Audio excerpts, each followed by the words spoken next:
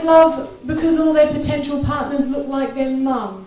It's just something I was wondering. Okay, you're a really young crowd, so could you give me a groan if any of your friends have started having babies? Oh my people! Yes, this is really because I hate it. All my friends have started having babies, and it's horrible, isn't it? Because all their pictures, like of their babies, start filling up your Facebook newsfeed, doesn't it? And you're like, I don't want to see photos of your baby. If I want to see photos of your baby, I'll be friends with your baby. I'm not. I'm friends with you. I don't want to see photos of you. My friend's baby, get this, has a Twitter account. That's ridiculous, isn't it? Like she can't even type it. Like what's she gonna tweet about? She's like, where? Hashtag soiled myself. It's ridiculous, and I don't like it as well because my friends. Hello, sorry, you're like the X Factor judges here. It's brilliant.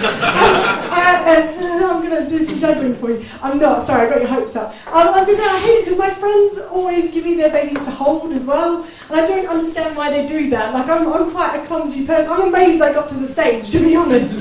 Like I still do that thing. I'm just going to borrow your drink. I still do that thing where you pick up a drink. You get it this far away from your face, and then your brain goes, yeah, that's about right, and you just start pouring it.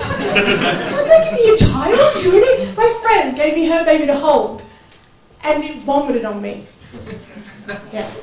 And she tried to make me feel better by saying, it's okay. When they're that young, it's not vomit, it's just milk. Doesn't make me feel any better, does it? I don't want milk that's been inside 2 people in one day.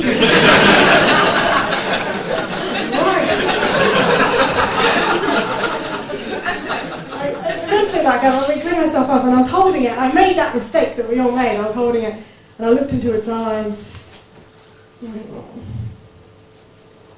There's one ugly baby. Now, in hindsight, probably shouldn't have said it out loud. But I can't help it, right? Like, I'm really immature. Like, I still like when you're in the shower and you squeeze a shampoo bottle and it makes a fart sound. And I love that. But for years, I thought that in France, Lego is just called Go. Because I have the legal right to vote. Like, I have the power to decide who can run a country. That's right, me. The same person who thought that Stephen Hawking was American because of his accent. I am getting better. I am getting better with the maturity thing. I saw these 2 girls the other day, and one of them happened to be a dwarf, and I didn't laugh. At first. It just so happened that the girl who was a dwarf was wearing a scarf. It was like the normal length for someone of about my height. And as she was walking, I noticed that the end of the scarf was dragging along behind her. And her friend saw this. And she bent over and picked up the end of the scarf and walked along behind her friend. And I couldn't help but think it looked like she was taking her pet dwarf for a walk. It just made my day. Now, the thing is, like, I'm 24 and I'm supposed to be an adult right now, and I don't feel like it. I don't want to be an adult, right? Because I think adults have too many regrets, don't they? Like they're always like, oh, I wish I'd been born with blonde hair and blue eyes. I wish I'd gotten into art school. I wish I'd never invaded Poland. By the way, I did that joke recently, and a reviewer said her joke about Hitler was unnecessary and offensive. Who is in my audience going, oh, come on, give Hitler a break? Too soon. So the thing is, I think adults have too many regrets, and kids don't have regrets, do they? And I think I've worked out why that is. Because when you're a kid, you can make up for any mistake just by drawing a picture. Do you remember that? Do you remember when you were little and you broke your mum's vase and all you had to do was draw a picture of you and her holding hands under a glitter rainbow? Like, that's all it took. Imagine how much easier life would be if that's all you had to do now. Like, next time you clip someone's car, don't leave your insurance details. It's got a picture of you crashing into it. A big smiley face. And look, imagine what the celebrity scandals would be like. You'd have things like, sorry I ruined your acceptance speech.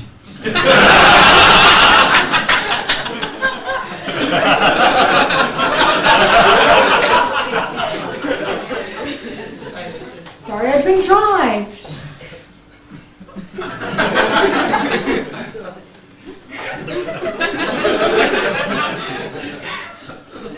percentage of domestic violence on you?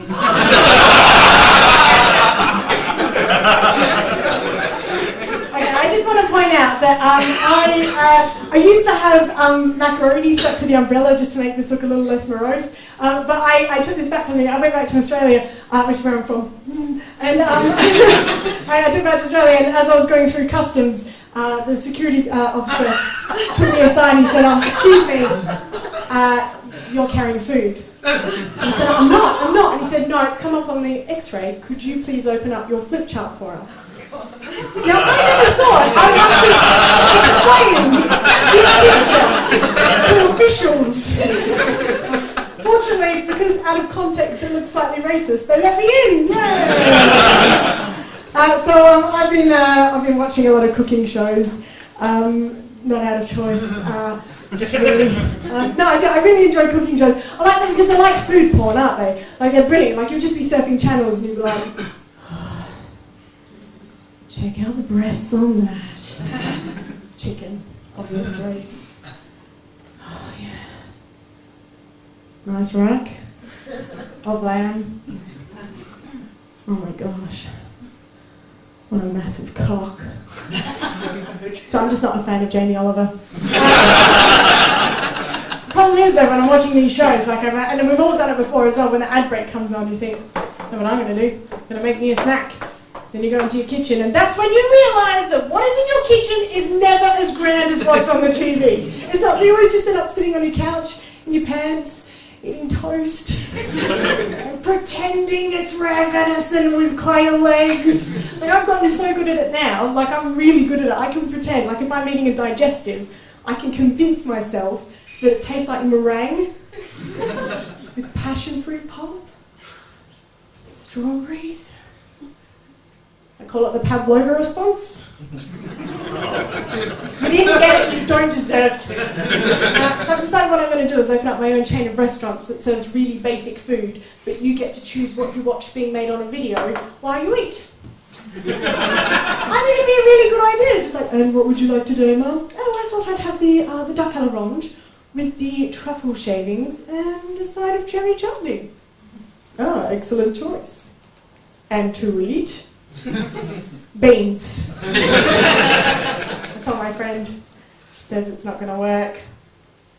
She says it's like putting a Johnny Depp mask on your boyfriend. Which is why I started selling beans! It's a name badge just in case you don't have an imagination. Or in case you think it's Jarvis Cocker. It does. Jarvis Cocker. You said, do you like Johnny Depp? Nah, not really. No, not really? Nah. Oh, that's a shame. What's your name? Stu.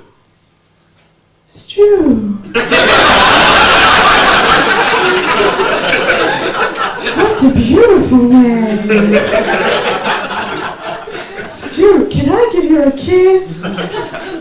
Oh gosh, did Johnny Depp give Stu a kiss?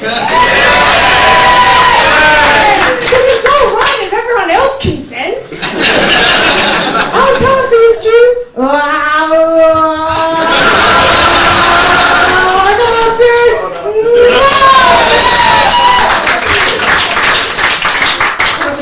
I should point out I don't wash this. I hope he's from Australia. He's just in all of you. Look at that.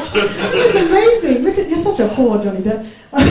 You're married anyway. Forget that French slut. I want stew.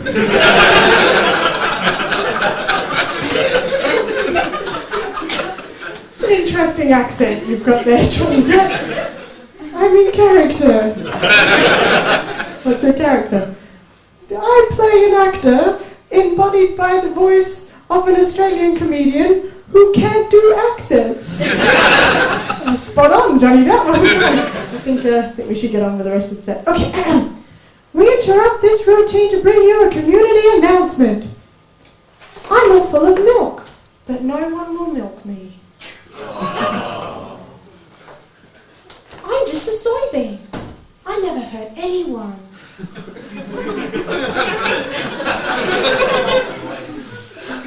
Soy milk! Every time you drink it, a cow goes unmilked and a soybean dies!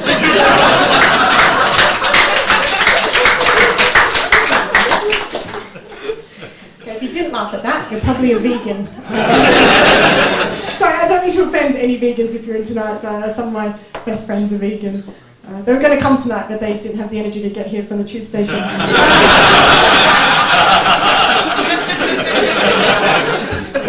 I've got really excited with London as well, because you get loads of buskers in London, way more than I'm used to. And I got really excited one day because I saw that in the street someone had dropped a hat. And it was just left unattended, and I had a pen and paper on me, so I wrote, "Invisible man, spare change appreciated," and put it next to the hat, and then just watched. And no kidding, people would walk past it and do this.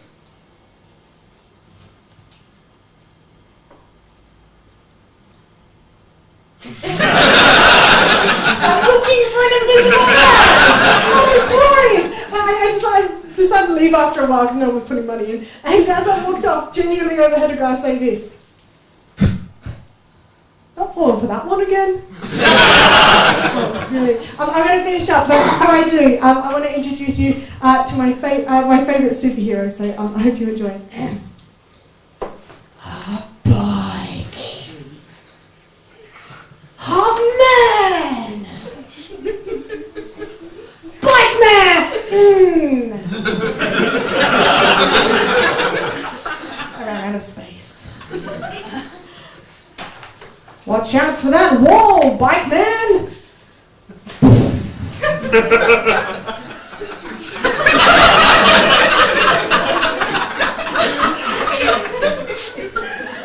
Doesn't have any eyes or ears.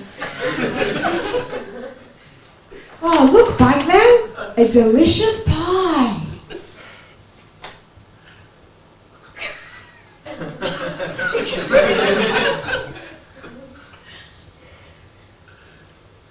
He doesn't have a mouth. Oh, look, bike man. That beautiful lady's in love with you. If only you had arms, then you could hug her. Oh. Thanks for the delicious pie, bike man. Now I'm going to make an inappropriate comment about riding you all night long. Bike man. Okay, now you guys didn't quite give that what it deserves. It's all right, you're a comedy savvy crowd, right? You know there's something not quite right about that, is it? Like there's something missing. And what that is you can't tell from these stick figures, but this woman is incredibly brave. Like think about it, she has fallen in love with what is essentially a mutant. Like my man is hideous, think about it, he is half bike and half man! Melded together! So in reality, he would look a lot more like this.